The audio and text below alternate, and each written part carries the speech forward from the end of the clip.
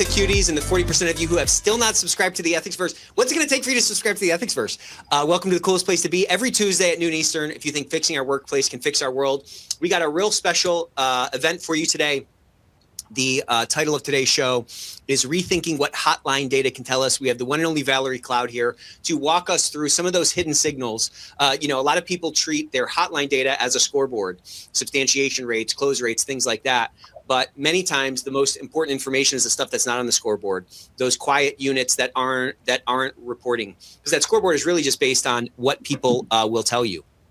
So we're going to walk through today a lot of great information. Like I said, the one and only Valerie Cloud is here, and I'm going to run through a couple of quick announcements. Let's get a massive emoji explosion for Valerie. Let's welcome her warmly, a warm embrace into the Ethicsverse as I get started here. As we get started, if you are here for credits, this is the place to be, whether it's SHRM or HRCI or the Compliance Certification Board. You get credits every single week on every single Ethicsverse episode that we do. If there are other bodies that you would like CEUs for, please drop those in the chat or reach out to us directly, and we'll see whose palms we got to grease to get accredited. And we're also stay active in the chat. Drop your LinkedIn URL. Connect with people. You have to grow your network to really take advantage of this great asset that we all have. And if you stay active in the chat, you're going to get to pick a book from the Ethico library. And today we are featuring our good friend Christian Hunt's book, Humanizing Rules. I continue to go back to this book because the takeaways from it are phenomenal, but there's a bunch of books in the library that you can choose from. If you have not picked up Humanizing Rules, hop over to Amazon or just get super active in the chat. And if nothing else, at least drop in, tell us where you're coming from today and what you're most excited to learn about. If you don't follow Valerie on LinkedIn, you should. If you don't follow me on LinkedIn, I get it. No, follow me for sure. And we have the 2026 benchmark report should be available for download on your console. Fitting to talk about the benchmark report because there's some great information in there that's going to augment a lot of what Valerie is going to be talking about today. Remember, it's on you to make better bets with your time, and you can't do that in a vacuum. You have to be looking at your data and looking at the information that is presented to you in some smart ways to reassess your plan and alter where necessary. A huge portion of our efforts seem to go toward third-party risk management, which is why we built Third Party Plus. So Third Party Plus is our new platform that helps with this third-party due diligence process that is usually a patchwork, that usually requires a lot of handwork, and that usually really kind of crowds out the application of this unique gift that all of us have in compliance, which is a very sort of well-tuned risk lens. So the basis for Third Party Plus is we map your process into the platform. We leverage AI to the extent possible while keeping humans in the loop. So AI does the work and your team can make the decisions. We're getting a lot of great feedback for it. So if you're interested in checking out Third Party Plus or Policy Plus, our two new platforms, in addition to our world-class case management system and sanction screening solutions, then please do reach out for a no pressure intro. And if you have not looked at Ethicsverse Day or you missed any of those sessions, I really encourage you to go back and check it out. You can 2x those while you're doing the dishes or walking your dog. We had 4 phenomenal sessions. We broke all the records. We now have the largest ethics and compliance community in the world. It was phenomenal. Almost 5,000 people showed up on Ethicsverse Day. And we have a lot of great takeaways from that as well. So we have 4 toolkits, 20 different resources. I would encourage you to, not while Valerie's talking, by the way, but pop over to our page. That should be in the chat or it should be on the console, and take a look at some of those resources. These are, we're constantly trying to put forth value into our marketplace because it feels like compliance is really at this inflection point where the next 10 years can look a lot different than the last 10 years. So much groundwork has been laid or laying. I'm not sure how that verb works. But there's been a lot of groundwork, a lot of foundational elements in place. And really, it's on us now in this next decade to really tweak those things and do things a little bit differently to drive toward that strategic advisor inside of our organization that ultimately reduces risk, that ultimately drives a lot more enterprise value. So take advantage of those. Now back to the one and only Valerie Cloud. Valerie, how's it going? Welcome to the Ethicsverse.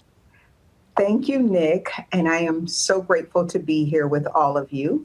I am looking forward to this conversation. I am sitting with my colleagues, willing and able to share some of the insight that we're going to talk a little bit about today. So thank you for having me.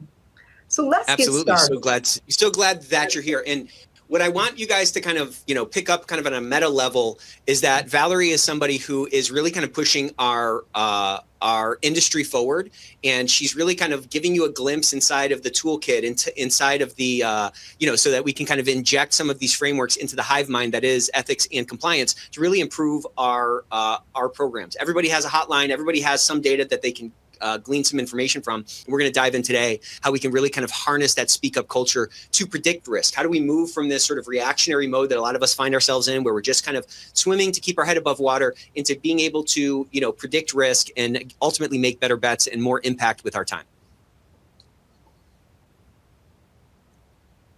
Awesome. All right. Yeah.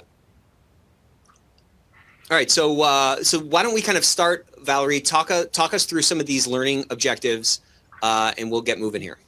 All right. So I am hoping today that when you walk away, there are 3 key points I want you to think about. I want you to first think about, how are you currently analyzing the data and the patterns that you receive? And how does that information assist you with not just identification, but having it create what's like an early warning signal? Think about when there is a tornado or some adverse weather event, there is an alarm that is sounded. And so you want to use the tools that you have to create that for your organization before violations occur. The second thing I'd like for you to take away is, let's talk about, how do we explain, or how do we communicate how the employee's voice directly impacts and influences the culture within our organizations, whether it's a patient safety issue, whether it's a long-term, think about the resiliency of your compliance program. And then lastly, how do we apply with predictive analytics a way to address the approaches and the tools that can help us shift compliance? As Nick said, the industry is evolving and changing in almost, it feels like, at the speed of light. But if we can take the information that we have in our compliance platforms, and we take that to move from being reactive to proactive. And so instead of just reporting, we are now preventing some of the things that occur within our organization. Valerie, before we dive in, how much of that shift is really a mindset shift? Because, I kind of think like we're not going to drift to a proactive program. We have to apply some kind of intentionality. So as you've shifted toward proactive, was it harder than you thought? Was it easier than you thought? Was it really just kind of a mindset thing that then opened your eyes to opportunities to start predicting? Talk us through that, because I feel like a lot of people are kind of still stuck in this reactive mode, and they can't even sort of imagine what it would look like to really kind of see around the curve based on data that's kind of popping up right now as that early warning sign, as you talked about. So I think it is not just a mind shift change, it is a cultural change within the organization. If we're honest with how we've practiced healthcare, almost as in brick and mortar, we have that mindset that this has always worked. So when I think about 20 years ago, when I started, a little over 20 years ago, ouch, when I started. Who's counting though? Who's counting? I know.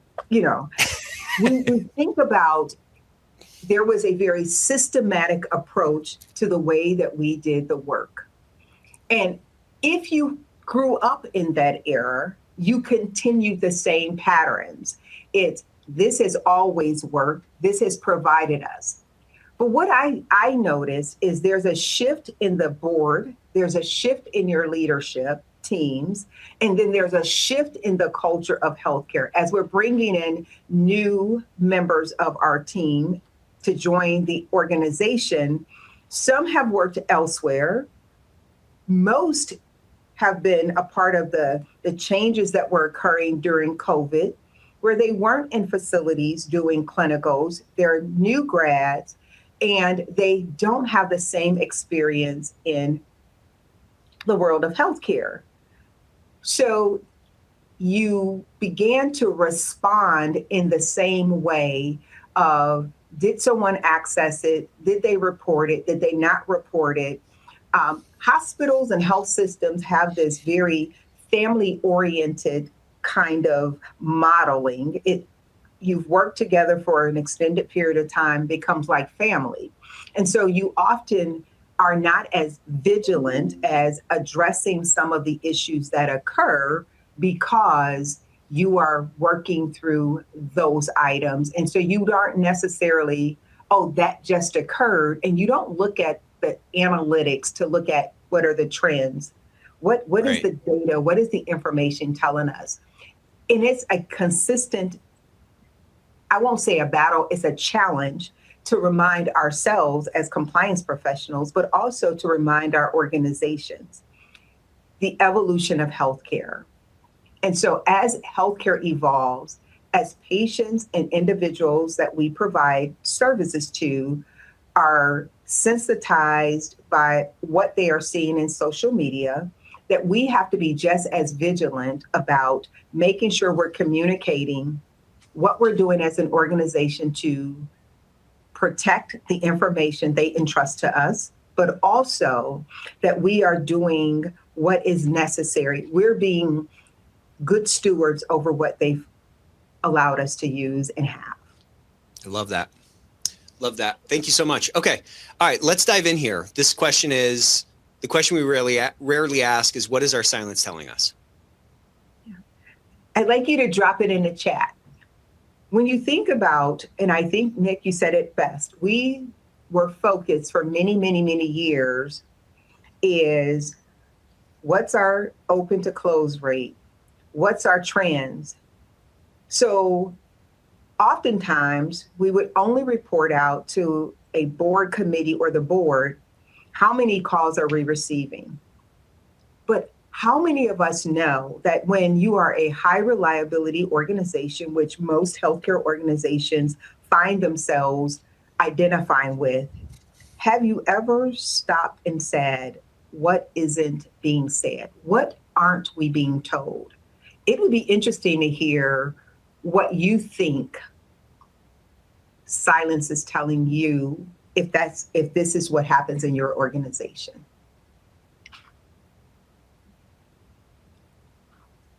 And I can't see it, but I really would like to hear some of your thoughts. And maybe you have a very aggressive kind of environment where people bring things forward a lot. I have found in my experience is that many people will know, but they assume someone else will tell me or someone else will call you. And that doesn't always occur. Yeah, some of the things that we're hearing in the chat are no culture of compliance. There could be a culture of fear. Mm-hmm. It's important. Paula said it's important to create a culture of compliance. In a matrix organization. This is from D. In a matrix organization, it could also be confusion on where to report issues. That's a great point. That is. Frank, the one and only Frank. Hey, Frank. I like where Valerie is going. Reporting the number of hotlines in many ways is often just a vanity metric. There's no real kind of information value in that. They fear retaliation or don't trust the process. Silence equals fear. It tells you that, Laura Beth said that it tells you that people are not psychologically safe. Silence may say that people are afraid of retaliation. A lot of great answers here. Employees feel that their issues are not addressed, therefore stop reporting. That's a huge point. Mm-hmm. Employees don't have confidence in understanding / applying the compliance program in real time. Retaliation for sure. A lot of great answers here. Lack of trust. Yeah. And I think all of us who are in this profession, if we walk throughout our organization, we will hear some of the very same comments. And so when you think about creating an environment where individuals feel psychologically safe, it is so important to close the loop. Oftentimes we have individuals bring things forward and they do not hear the outcome. So no, we don't give them the entire details, but it is so critical that we follow through to ensure that they are aware that, yes, your concerns were heard. Sometimes we could say your perception of what occurred, there were other additional facts that we could provide in order for you, the employee, to know that it was addressed. So thank you all for that answer. And as we move forward, I want us to think about what we just said. And I want you to say, so how does your organization primarily use the hotline data today? So is it you just use it for case management, meaning you put in for information, you do trending reports for your committees or your board? Are you using it to integrate it into your risk assessment process? Or is it varies by department?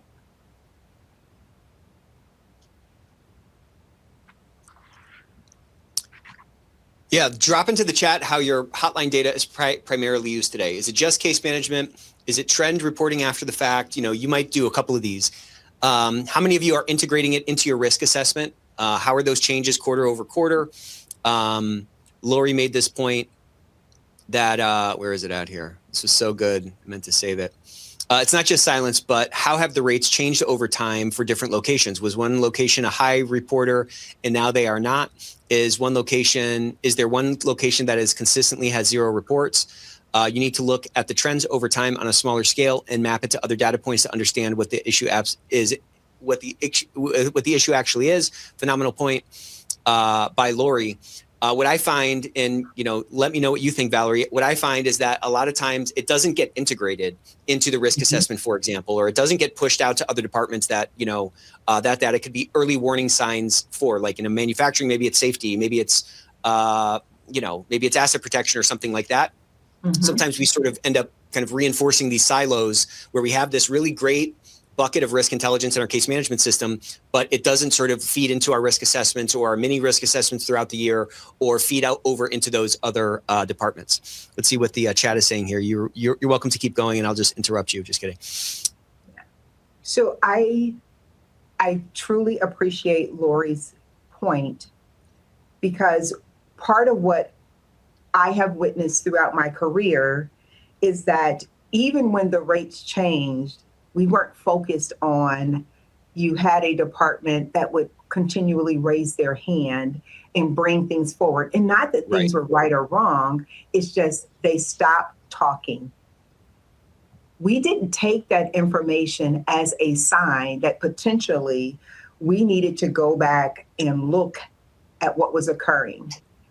In my past experience, we didn't look at the data to say, oh, cardiology has never asked a question, which is all critical. So what we have understood about the data is that people say what doesn't get measured, there's no input or response to. And so if you don't have information coming from all of the various sources in your organization, those are all data points. 100%. And you need all of that in order to determine what is your true risk as an enterprise. Now, if you're a very large organization across multiple states, you may have to do it by region. But at the end of the day, all that regional data should roll up into a enterprise data, and it talks about what is the potential risk to the entire organization. It's no longer, as you talked about, silos, meaning departments, or depending on the size of your organization, the hospital at the East versus the West. You're looking at a very comprehensive model. So when I think about that, we in my roles, we've often analyzed what our substantiation rates are. We've looked at what are the issues, types, and trends. We've talked about, is there a business unit or an area that is silent, or really none of the above? We, in my former roles, in my current role, sometimes we miss those things because we only deal with what we have right in front of us. And so therefore, while looking at your substantiation rate, that's important. You want to know people are bringing things forward and there are actions that you can take as a result. Sometimes it's not a negative. Sometimes they're bringing things forward and it's a change that has occurred that really is potentially a best practice that you can use across your organization, not best practice that, another organization has, but best practice for your organization. If you look at trends over time, I think in healthcare, especially in compliance, you have peaks and valleys. It feels like the same thing can reoccur. And I've been at 6 organizations and I tell people it's the same, different players, maybe a different scenario, but what did I learn from a previous experience that could help us put in mitigation and safeguards, parameters, guardrails, whatever we want to identify it, in order for us to be successful, meaning the organization successful, and getting the buy-in from the business units that they are the greatest ambassador that we can have, because 100%. I don't know a compliance department that feels like we have enough human capital to go out and do the body of work that needs to be done. Yeah, and you can crowdsource a lot of that, to your point, if you're able to do exactly what we talked about a couple of minutes ago, which you just described, which is you've accumulated this pattern recognition after all these experiences that you had at different organizations. How can you, with intentionality, apply that pattern recognition here to advance your program forward? And it's not like the pattern recognition has to necessarily come from other companies, right? Like we're building our pattern recognition in theory at all times, right? Each quarter, every single month, we're building more of that. And I think so many different concepts are kind of coming together in this conversation. You just made the point that we never have enough human capital to do the body of work that is necessary. We never have enough ambassadors in the program. And something you said before, like closing the loop on all the reports where necessary, where possible, closing the loop with that individual creates the opportunity to increase your kind of ambassador rate across the stakeholders in your organization, because they know that their voice is being heard. And some of these things that were in the chat about, like, it's not taken seriously, that's why I don't report. I don't know where to report. No, nothing's ever done about it. You can at least mitigate those kinds of things to reinforce the potential for more of these stakeholders to be a participant in this risk management apparatus that is the compliance program. Yeah, and that's so critical, realizing, I tell people, compliance is not a department. Compliance is the privilege we have to perform the work that we do every single day to ensure that we are providing a resource to the communities that we are serving. So That's great. An honor for us to be compliance professionals, because we are assisting those that are touching the patient or caring for the patient or scheduling the appointment. We do our job so they can do their jobs. And so when the community feels safe, because the organization is not just providing quality care, but they feel like they've left their data, their information in our hands, and we have put processes in place and controls in place to make sure that it is kept safe. So I have another question. Tell me the challenges, if any, you face using your hotline data. And when you think about that, I'm going to ask you, on a scale of 1 to 5, how confident are you in the accuracy and the completeness of your hotline data? And I want you to frame it into the conversation we sort of had, is we are measuring what we know. I question myself, is what don't I know? So when I had to ask myself this question of how confident am I in the accuracy and the completeness, I was a little shocked by my answer, but it was my true north because I realized I didn't have nearly the type of information that was needed in order to ensure that not only did we have a culture of compliance, that people felt safe raising their hands, but people knew where to report, how to report, the who, the what, the when, the where, the why, the how, to where they felt that even if it's not an issue, but I have a question to raise, that they came forward. So interesting to hear on your scale, what do you think from 1 to 5? And as a result of your answer, if you can identify if you are having challenges when you use your hotline data, and sometimes the challenge is just convincing members of communities, meaning our leadership team or other members within the organization, that these are relevant issues or concerns that are being raised.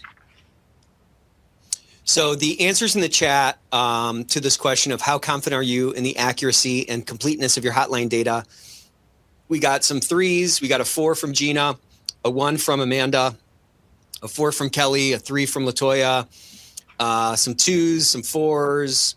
It's kind of all over the place. I haven't seen any 5s, and I have seen a lot of 3s and a lot of 2s. So the point is, I think as expected, there's not a lot of 4s and 5s in this poll that we're doing, which means that that's not a, you can kind of have a negative slant to this and say like, oh, this is a problem we have to fix. Or you can look at it and say, this is just a low-hanging fruit opportunity for improvement, Absolutely. And I will say I was at a 3.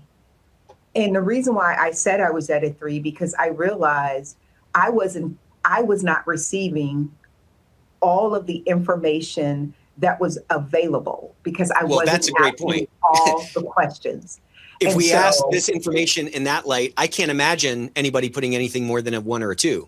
Because like if you think about to your point, if the case management system or the hotline or the helpline, whatever you want to call it, is gathering risk intelligence, your reporting rate is relative to some sort of theoretical existing potential reporting rate that's out there. So like how much risk intelligence is out there in your organization? The NAVEX report says something like 1.6 per 100. Our report says something like 3 or 4 per 100, double the reporting rate. But like, where is that 1.6 or that 4 relative to like what is actually out there? Mm-hmm. I've continued to argue that there's at least an order of magnitude, maybe 20 times more reports out there than what we're getting. Absolutely. Absolutely. These are all great data points in order for us, as you said, it's just an opportunity. And that's what I hope we take away today. It's an opportunity to review and look at some of the information we are capturing and then how we are using it. So when I think about the limitations of just using traditional hotline metrics, what I know, and I'm a researcher by trade, like I went back to school to get a doctorate degree because I felt so compelled when I think about what's happening in the healthcare industry of researching to be able to provide some level of here's how we can do this body of work in a different manner. It's not better, but it's different. And what other questions do we need to be asking to sort of push our profession forward? So what I know is that low volume does not equal low risk. Oftentimes, hear that? Send that to your board. Yeah. Put that on a bumper sticker and send that to your board. Put it on a magnet. When I first started at my current organization, my first board meeting, and I reported all of these hotline calls, and they were like, "What happened? This has never happened before. Like, what's happening?" I'm like, "Well, when you start educating, the more you out talking, the more you're out educating, the more you're out building relationships, people will have questions. And when rather they ask questions to you than they ask questions to someone else." So what I had to help our board see is that silence can be our loudest signal. Right. If people aren't necessarily reporting, is not because things are going well. It's actually, to me, a greater risk. That's because they're not telling you. So just, looking at the traditional methods of the number or the volume or the substantiation rate or open to close time, what we miss is what we all said at the very beginning, our very first poll question: silence, fear, and systemic stressors. People are afraid to raise their hand. But what I also know, if you think about an iceberg, and we just have to reframe our thinking. So above the surface, that is the information that's already reported. There are reports, there are allegations. But what you will witness below the surface is culture, trust, power dynamics, workload pressures. So most of the risk live between the surface and below the surface, and they never enter the hotline. Right. So I think that for me, and this is really, some of it's based on the research that I've done, is silence to me can be a more predictive than the noise. So I encourage us not to over focus on the substantiation rates, because that really sometimes masks the systemic issues that our organizations are facing. I mean, we talk about this a lot in the benchmark report, not meaning to push it, because I'm sure all you guys have already downloaded it and laminated it. But looking at any of these metrics, this is kind of a broad statement. I think it's generally true. Looking at any of these metrics in isolation are probably going to lead you to an incorrect conclusion. Mm-hmm. Looking at, I have this really high substantiation rate and you're getting 0.5 reports per 100 when there's probably 50 reports per 100 in your organization, that gives you like a total false sense of security. And when you're not cutting your data against other pieces of data within that case management system, you're just going to see sort of one dimension of it.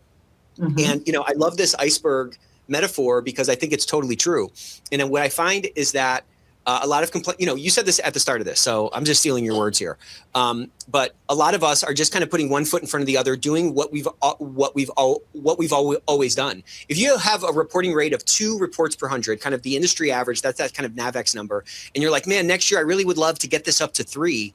You're not setting your sights like high enough on a big enough goal. I'm saying multiply that by 10 and go through the thought experiment with yourself or with your team to say, we're getting 2 reports per 100. How do we get this to 20? Because there's probably 50 out there. That's going to cause you to naturally probably have an education communication going out. You're probably going to be doing some more things to close that loop and make sure that every fish that gets on the hook, so to speak, is brought into the boat, right? Closing that loop, letting them know that their voice matters, thanking them for speaking up and so forth. And you're probably going to see, at least in the short term, a drop in your substantiation rate, right? Because there's probably going to be a bunch more stuff coming in that maybe has relatively higher anonymous rate because it's the first time people are kind of stepping out onto the ice. They may not have sort of all that education that you're pushing, maybe hasn't pushed into their minds to answer those 5 whys, who, what, when, where, that would even create the circumstances for you to be able to substantiate it. But I'm just saying, like, setting our sights on 0.5 more reports or 1 extra report per 100 is really not, it's you're still in that sort of tip of the iceberg area. We got to get down to this hidden risk, kind of to your exact point. Yeah, and it's interesting you talked about the report, because I downloaded your report and it sort of validated some of the things that I thought. So the data really helped me support and solidify the conversation that we are having today. Right. And data is key, right? It is so important. And for us to remember that this data is just one element that will tell the story. You need to include other data points as you're discussing and building out what is your true risk profile for your organization. So if you think about analyzing the signals, I encourage us all to go beyond a case count, the number of open to close. Think about going from reports that signal a potential problem to using your data in an advanced way to analyze the trends.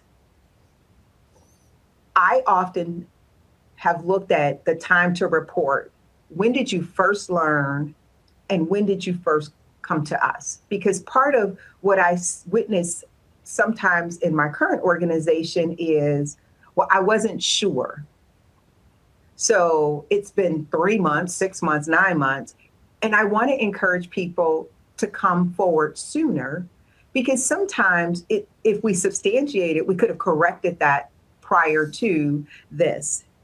I am pleased to say our anonymous reports are less than 0.5%, that people are comfortable with naming, providing their names and information, which was not the case when I arrived.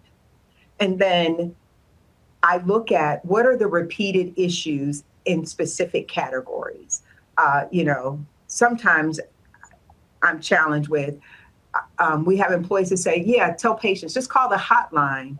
And so I kept seeing this, oh, this is fraud because you billed me incorrectly. Oh, this is fraud because this is more than what I should have been charged. And fraud is so intentional. And I was like, why is this happening? Well, one is because you have employees telling the patients to call the hotline when that is not the appropriate mechanism for them to voice their concerns. And then we look for patterns with specific leaders. And so when I see a repeated pattern in an area that has a leader, then I need to talk to the leader to really understand what is occurring. Sometimes it's just the lack of understanding of the issues, but I also have realized the leader was not doing the close the loop where individuals believed nothing was occurring, no one was investigating. And so you see this one department that keeps coming up, and you finally bring the leader in and say, okay, can you explain what's happening?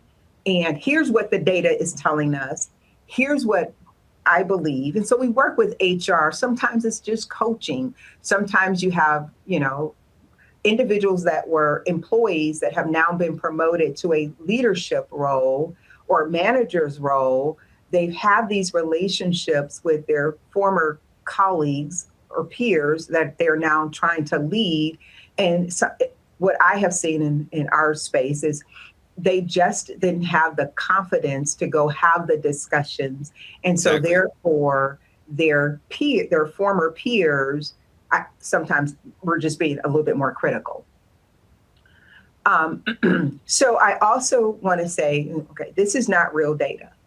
But when you look at a speak up and what I call intelligence dashboard, really my purpose is really to demonstrate to individuals on how do we think about this, not what the copy, like compliance, safe, and audience credible. So we look beyond the count and talk about ways that we can create visualization on our dashboards to display different messages. So yes, time to report, anonymous versus named, repeated kind of issue types, those that are linked to managers, but also the key insights could also lead to the patterns will matter more than the volume. Because you can have multiple things occurring across the system that is systematic with patterns. But if you only look at in isolation and volume for this one category, you might miss the pattern. That's right. I also like to look at silence and our turnover rate and our audit findings in an area. So I try my best for our team to do exit interviews as much as possible. And I always ask the question about, do you have concerns that were reported, or do you have concerns that you didn't report? Why are you leaving? I ask those questions. And what I realized is that oftentimes people became so frustrated when they thought nothing was occurring. That's right. they leave, and then you have these conversations. And so because of this large turnover in some of these areas, it created, in my opinion, an elevated risk for the organization, because a lot of the positions were key positions within the organization.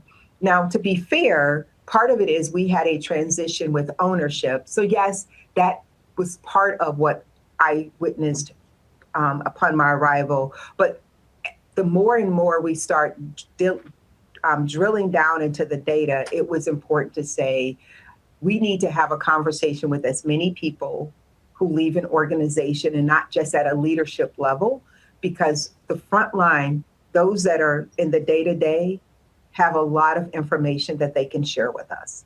Yeah, and I think if we can reframe our job, I'm not saying this is our job, but if we can reframe this sort of siloing that happens in our own mind around, well, these are hotline reports, and then these are things that are going to a manager, and these are kind of exit interviews, and we can knock those walls down and say, like, we're just trying to get risk intelligence. The more risk intelligence we can get, the more control we have, or the more agency we have to kind of apply this, this thing we've been talking about all day, this pattern recognition or this risk management lens that we've developed over the years of our career to more data points to validate or substantiate hypotheses we might have about what's going on.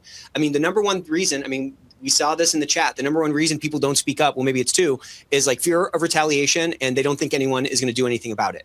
So like when somebody is leaving and they've gotten a new job, those two things are kind of off the table. The odds of them sharing risk intelligence that they have had in their mind for the last 6 to 9 months, irrespective of whether or not they reported, identified, anonymous, whatever, is significantly higher. So it's hard for me to wrap, I get that everybody is busy, but it's such a ripe pool of like great risk intelligence that can be used to, when cut against our basic hotline data or the other pieces of, these other data pools that we have sort of control or like a purview on, to really help craft our story a lot more. And that kind of leads to this question. You've talked about, Valerie, you've talked about framing, educating the board, things like that, interpreting the data. I'd love for you to kind of respond to this question from Kelly. She said, when the trends reveal that leadership may be the underlying issue, who is responsible for holding leadership accountable? What's your perspective on that? So I was reading that question and I was like, Kelly, you are reading my mind. One of the things that I think we see across the organization is really accountability, and it starts at the top. And so I am fortunate to have great HR business partners. That has not always been the case because sometimes we don't address it. So it starts at the top. It starts with that leader. It starts with HR. And I'm optimistic. So what I believe is if people know to do better, they can do better. And oftentimes that individual, where in some of the cases I have witnessed, unfortunately, they'll say, no one has ever told me that. When you bring them in to have a conversation about, it's not just perception. The data solidifies what people have said. And as an organization, we have to be okay with making tough decisions. And maybe that's not the right leader for that department. Having a level of competence and having a level of integrity is great. But if you cannot lead by example, and if you are really, this is Valerie's terms, if you're really more of a risk than a benefit, then I don't need you in that position. Right. I'm okay with moving you somewhere else. Those are very difficult conversations, but you have to have the leader of that area who's managing that leader to come to grips to say, this is putting the organization at risk. And in my experience, no one wants to really have those conversations. And no one wants to address it because I'll say it again, you come to healthcare, lots of people stay at organizations for a long time. And so they're family. And so we don't necessarily want to have that, but we're not doing justice for the organization if we don't. We're not helping that person be the best leader they can be, and we're certainly not helping the organization. So Kelly, that is an excellent question, and accountability is something we talk about frequently. And there are days I walk away frustrated because I think A should have happened and it didn't happen. But I also have to know that there are other factors that sometimes compliance does not get all the information. And so I have to trust that the leader that is making the decision has more information than I do. And so I don't all necessarily question it. I need to make sure you hear our concerns, you have the information you need, and the decision you make, I will support it. But I will also, if I have another issue, I will be back having this conversation with you again, and then we need to escalate it. So at the end of the day, the leader is accountable for holding the leader accountable. So the next level up is responsible. Yeah, and what I would add to that, I think that's all spot on. And I would just say that, like, there's this weird paradox in life that the more responsibility you pull into yourself, the easier your life is. You know, we have to do our job. It's incumbent on us to interpret the data from the way we see it, right? From the data analytics that you're subscribing or you're referring to. It's on us to interpret that data and make sure that the right story is delivered based on the information we have. And, you know, we can't control everything, but if we're seeing something and the root cause is truly a leadership issue, I think it's our responsibility to, you know, to your exact point, to convey that in a compelling way, ideally, you know, backed up by some kind of data, because we really do have access to a lot of different data if we're willing to kind of wrap our arms around it. Yeah. And what you just said, Nick, is so important, is not look at the data in isolation. Take all of the information you have. So, guys, when you think about, it would be nice if reporting data was just straightforward. We wouldn't need white papers like the white paper from Ethico or the white paper from NAVX if it was just that simple. But employees' voice and culture is important. So, yes, having all of these data points is critical, but also having the information from your employee surveys is an excellent way to also look at what is the culture and the environment within your organization. Don't minimize that data with your hotline data because it will help you tell the story. So this is not a commercial, but because you can solve this a number of different ways, but we've recently launched a culture risk assessment tool so that you can get yet another sort of, you know, bucket of data that can help corroborate what you might be seeing, whether it's silence, whether it's too low of a substantiation rate, too low of a reporting rate, too low of a proxy reporting rate, you know, whatever these different things are, we have to, you know, stack the deck in our favor so that when we're coming to leadership to like raise our hand and say, hey, there's kind of an issue here, or I'm trying to be proactive, it looks like there's something kind of bubbling, the more data points we have that corroborate that story, the more compelling that it is at the end of the day. Unfortunately, we rarely have a cane and scepter or something, or a crown and scepter that we can just sort of by edict, you know, change the entire direction of the organization. There's a lot of persuasion that needs to be applied in order to get these leaders that we might be reporting to kind of align their vectors pointing in the right direction. And so what can we do to stack that deck in our favor? Because to your point, like, you know, you mentioned, and it kind of got paved over a little bit, but you talked about you're also looking at turnover rates in conjunction with your speak up data, in conjunction with your exit interviews, because now you have three different sort of data pools that you can triangulate a story from. Whereas a lot of people are just kind of looking at this thing, which ultimately leads to employee engagement, which leads to kind of higher turnover, which is a total, you know, bottom line killer that creates a lot of waste inside of any organization when there's a high turnover rate. When we can incorporate that, it's so much easier to quantify the things, the second or third order impacts that we're trying to influence with our program. Mm-hmm. And this goes without saying, but you have to make sure that you're strategic in your conversation with your leaders. Great point. If you have an individual that is always crying wolf, or everything is the sky is falling, or everything is an emergency, leaders will tune you out. So make sure when you're going to have the conversation, I say I pick and choose my battles. Some things is not worth fighting for. Right. I want it to change, but that's not what I'm going to use my capital on to go into a room and really lay the cards out on the table because I need this to change. And so you think about What I try to always remind that the speak up culture is part of your infrastructure. Great. It is I love how that you frame. build it, right? And so it's not just these are the things that occur, it's what the enforcement agencies expect. They are looking for evidence of it. They're looking for accessibility, that individuals have the ability to contact you in multiple ways. They're looking to see about your non-retaliation or non-retribution. They're looking at how are you using the data to prevent harm, so it's patient safety, and your ability to show how you listened and you responded, you acted upon the information you were given. So our robust internal speak up program or system really reduces the likelihood that employees will escalate their concerns outside of your organization. If they believe that you are listening, for the majority, they are going to come to you before they go to an agency, because they are, like I said, it's a family. They want what's right for the organization. They want what's right for their co-workers. They want what's right for the community. So think about, there's a connection. If you connect the culture directly to your compliance outcomes.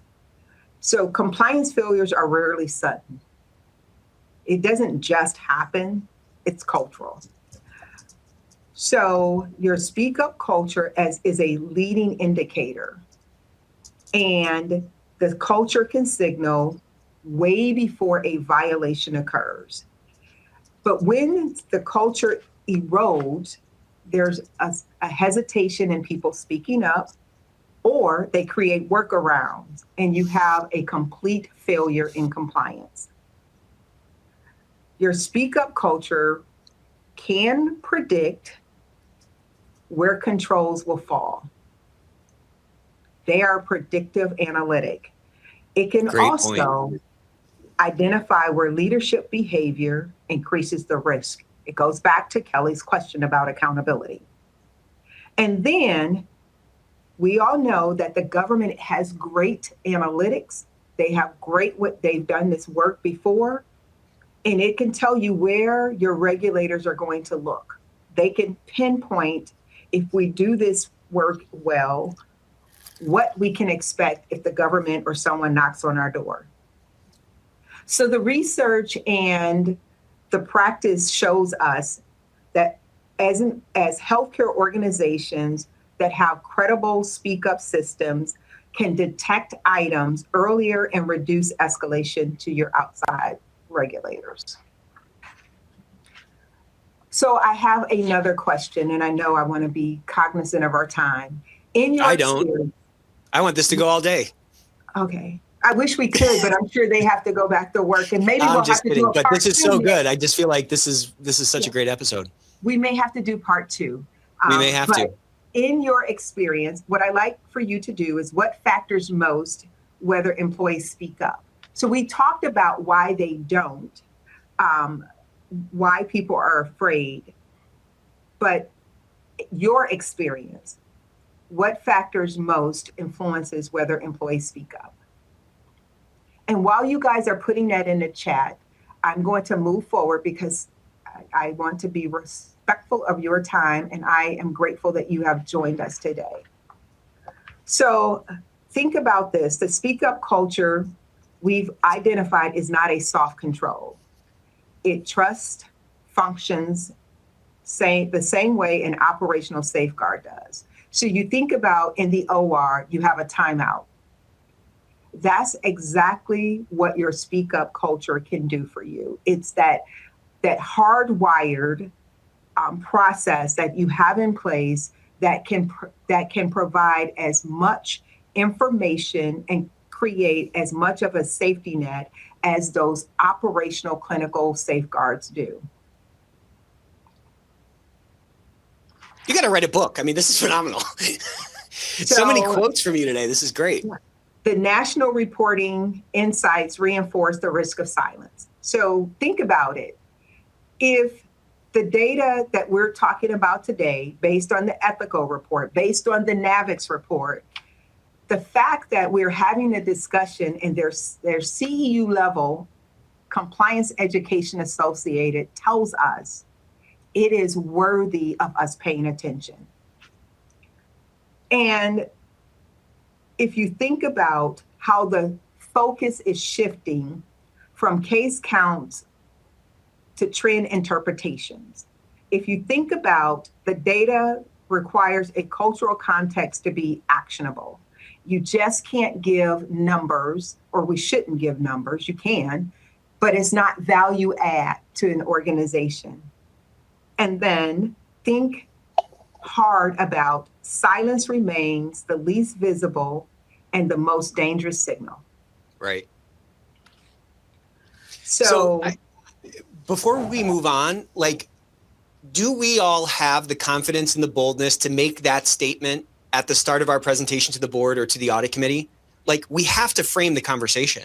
And if we're starting from a bottom-up approach, which I've seen a lot of, I've helped people with a lot of different slide decks for their presentations. And it's almost this sort of like bottom-up approach where we're just reporting all this information, all these activities, kind of what you were talking about earlier as like something to not do.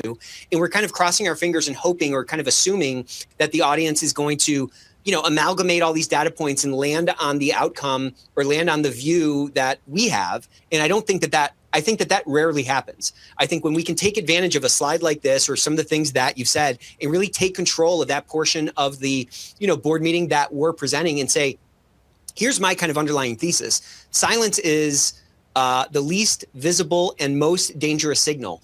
And this is what I'm looking at all of this data through, because this is an early indicator for risks that are going to be coming down the pike, because I'm stealing another quote from you, Valerie, because compliance failures or failures across any process are rarely sudden. There's usually early indicators for the kind of failures that we might see down the road. And that's the lens that I'm taking to this data. That reframes the entire conversation. That reframes your entire role from a back office cost center to somebody that is really trying, grabbing a hold of an oar and pulling as hard as they can to advance the organization forward. That's a really critical opportunity that I feel like a lot of us miss, taking advantage of. So I start my conversation with, here's what I want you to know. Here's why I'm telling you. Here's the risk to the organization. Here's what we've done to create solutions and mitigations. I don't care about the data. I actually put it in an addendum. You want the data, you go read it. Smart. But what I want you to know, I want you to walk away feeling like we have our finger on the pulse. And here's why it is so critical for you as a board member who have a responsibility. So I try to do that. The numbers, honestly, I could take it or leave it, because they'll fixate on, we had 120 in a month. Totally. Right? So that's how I start my conversation. And it has shifted the room to, they know that when I walk in a room, you're not going to get a number from me. You can go look at the data and you can ask questions about it. But I start with, here are the 3 things that I need you to know today. And here's why I need you to know them. I wish I had an emoji button, Valerie. You know what I mean? I'd be blowing this thing up right now. So 2 minutes, and I can talk fast. So, and Nick, will we make the slide deck available to people? And certainly if you guys want to reach out, I'm happy to talk about this. I really do love education. Going from reactive to predictive compliance. And when we can do predictive analytics and look at what's happening in our world, we can anticipate failure points as a compliance department. Don't sell ourselves short. And we can ensure that we are responding and acting before harm occurs. And harm does not just happen to patients. Think about, we are to protect each other. Quick message, this is what I call my compliance maturity curve, is we started at a reactive and we're trying to trend up to be a predictive compliance department. And that's because if we can accelerate to get there, it shows that our program, yes, it's one element of the program, but the program is maturing. And you can sort of recreate the modeling that you've used to get to the mature level in this element that you can use for some of the other elements. I'm sorry, just this thing that you just said, we should be saying that constantly to everybody in the organization. I guarantee you, when you leave your board meeting, when you're done presenting your activity slides, the board members are not thinking, wow, I bet they're really trying to build a predictive compliance program. They're not even thinking in those words. But if we can lead with that and we can put that, we can seed that into their mind, then they're going to start to see, oh, wow, look at all these efforts. They really are trying to see around the curve. They really are trying to have this kind of an impact. And it's such a way to like reframe our role in the organization and get that sort of tacit endorsement that we usually need to push real meaningful change. But it's all about how we show up, Man, so, let's get a round. Please keep going, and then let's maybe try to schedule a part 2, because I feel like we're just kind of hitting the tip of the iceberg. Yeah. Yuck. So I want to be respectful of your time. I say thank you guys for spending this hour with us. I hope you found it informative. I love to connect. I love to collaborate, and that was probably Frank R. that was on the call. That you said, hey, Frank.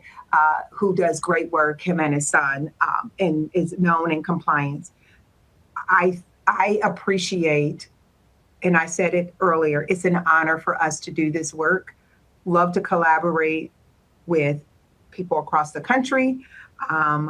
So please feel free to reach out to me. And I actually didn't know you guys have a conference a call every Tuesday. So I wrote it down to reach out to say, how do I get on the list? I want to be there on Tuesdays. Well, once you present, you're on the list. How's that? Okay. So we will make sure that we send you an invite. But yeah, thank you so much. Let's get one more massive round of applause for Valerie. This was so great. I feel totally energized. This is, part of the reason I love doing these sessions is because A, I learn so much, and B, I always leave feeling so energized. We have a really important job to do.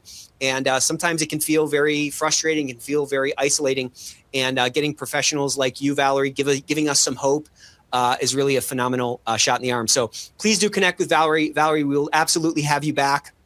And a fitting follow-up next Thursday, or in a couple of days. This Thursday, we have another cool session called Scaling Tone at the Top, Turning Intent into Global Culture with the one and only Matt Kelly. So join us Thursday at noon Eastern for another great discussion. So anyways, love you all. Thank you for staying long. Valerie, you are amazing. See you guys Thursday. Thank you, guys. Appreciate it.